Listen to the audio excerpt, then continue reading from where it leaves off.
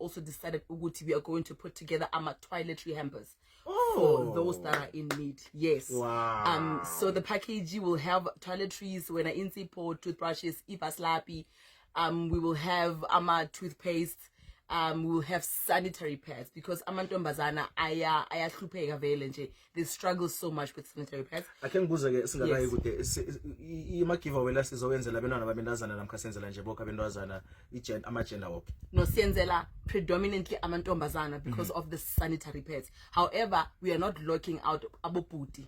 Yeah, we will also support our brothers as well, but this is predominantly for young girls and women. Bazonithola kuphi kunendawo enzozikhamba lapha enizokhamba nipha khona abantu namkha kunendawo lapha bona kumele ngathana bayeza bathi siyelapha eRimulutho? So we go around identifying ama centers that need the help that we bring.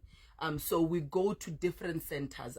There's one in particular, Lengsebenza ngayo, Nabo. It's in Block W. Futhi, it's in Soshanguve.